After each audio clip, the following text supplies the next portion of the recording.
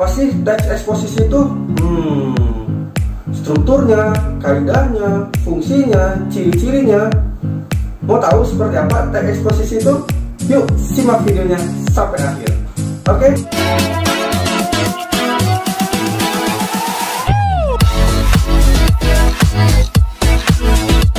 Assalamualaikum warahmatullahi wabarakatuh. Salam Phil Arts. Semangat, juang, berkarya.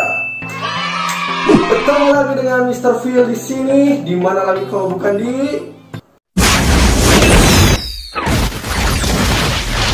Phil Arts. Seperti biasa, sebelum kita mulai, marilah kita berdoa dulu kepada Tuhan semesta alam, Allah Subhanahu wa Ta'ala. Semoga kita selalu diberikan kemudahan, kesehatan, kelancaran, dan selalu dalam lindungannya. Amin. Saya ucapkan terima kasih banyak kepada kalian yang sudah like dan subscribe di channel Phil Arts ini. Dan bagi kalian yang belum like dan subscribe, silakan untuk like dan subscribe dulu. Nah, di pertemuan hari ini kita akan membahas materi baru bahasa Indonesia di kelas 10 tentunya, yaitu teks eksposisi. Nah, bagaimana teks eksposisi, seperti apa, dan yang lain-lainnya, yuk kita simak langsung saja.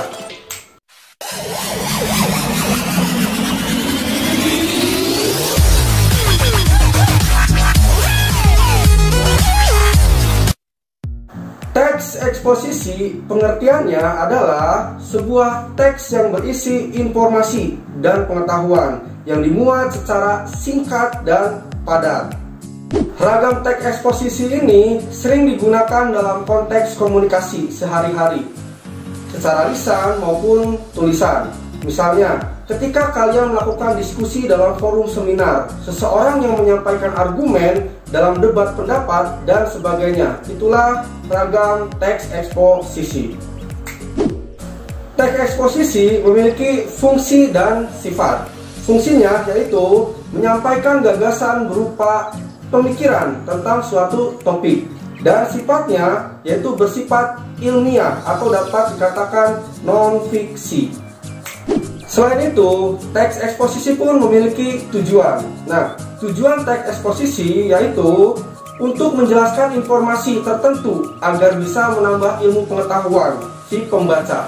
Sehingga dengan membaca teks eksposisi ini, maka pembaca akan mendapatkan pengetahuan secara rinci dari suatu hal atau kejadian. Selanjutnya, ciri-ciri teks eksposisi, ya, seperti teks-teks yang lain, teks eksposisi memiliki ciri-cirinya. Nah, ciri-cirinya ada 9 tentang teks eksposisi ini. Yang pertama, singkat dan padat.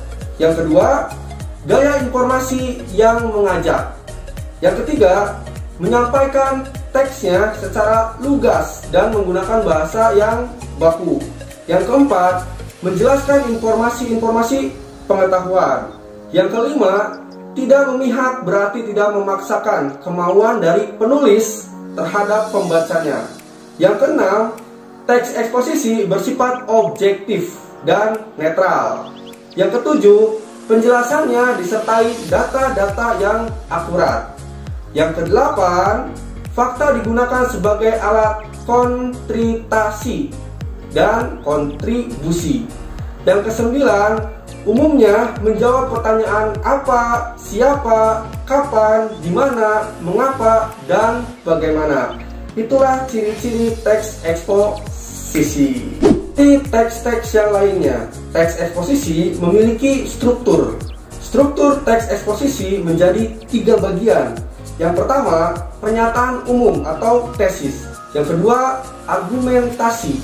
Yang ketiga, penegasan ulang atau pendapat. Nah, bagaimana ketiga bagian struktur ini?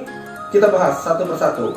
Pertama, pernyataan umum atau tesis. Pada bagian struktur ini berfungsi untuk memperkenalkan topik sekaligus menempatkan pembaca pada posisi tertentu.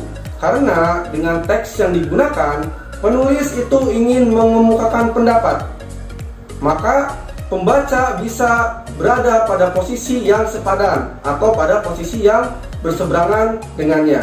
Itu pernyataan umum atau tesis. Yang kedua, argumentasi. pada bagian struktur ini, panjang dan pendeknya bagian ini tergantung pada jumlah argumen yang telah kalian kenalkan secara garis besarnya di dalam pernyataan umum atau tesis di bagian yang pertama. Kemudian, kalian menyebutkan ulang dan menjabarkan argumen tersebut dalam paragraf-paragraf. Pengembangan argumen menjadi paragraf ini dilakukan melalui penyajian, contoh, dan alasannya. Itu bagian dari argumentasi. Yang ketiga, penegasan ulang pendapat. Nah, dalam struktur bagian penegasan ulang pendapat ini, pengulangan tersebut dilakukan dengan berdasarkan pada argumen yang telah disajikan di dalam bagian sebelumnya. Pengulangan opini bersifat pilihan, sehingga tidak semua teks eksposisi mempunyainya atau tidak mempunyai penegasan ulang pendapat. Jadi ada yang mempunyai penegasan ulang pendapat, ada juga yang tidak. Itulah pada bagian yang ketiga, struktur teks eksposisi. Selain struktur, teks eksposisi juga mempunyai unsur kebahasaan teks eksposisi. Unsur kebahasaannya ada 3. Yang pertama, menggunakan pronomina. Yang kedua, menggunakan nomina dan verba. Yang ketiga, menggunakan konjungsi. Nah, seperti apa ketiga unsur kebahasaan teks eksposisi? Kita bahas satu persatu. Yang pertama, pronomina. Pronomina ini adalah atau yang disebut dengan kata ganti, ya. Jenis kata yang menggantikan nomina atau frasa nomina. Kedua, nomina dan verba. Ini adalah kata benda dan kata kerja. Yang sebelumnya sudah saya jelaskan bahwasanya di dalam teks yang sebelumnya itu ada nomina dan verba, ya, kata benda dan kata kerja. Ketiga, konjungsi. Nah, konjungsi ini adalah kata penghubung, di mana konjungsi ini berfungsi untuk menghubungkan kalimat satu dengan kalimat yang lain. Itulah konjungsi. Selain unsur kebahasaan teks eksposisi, ternyata teks eksposisi memiliki jenis-jenisnya. Nah, ada berapa jenis teks eksposisi? Pertama, eksposisi definisi, yaitu suatu paragraf eksposisi yang memaparkan definisi suatu topik tertentu. Itulah eksposisi definisi. Yang kedua, eksposisi proses, yaitu langkah-langkah atau cara-cara untuk melakukan suatu dari awal hingga akhir.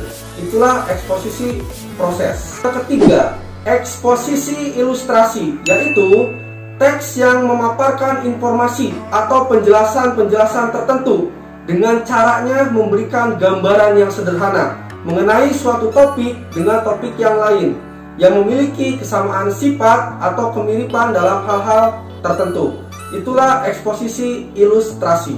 Yang keempat, eksposisi laporan, yaitu paragraf eksposisi yang mengemukakan laporan dari sebuah berita atau penelitian tertentu.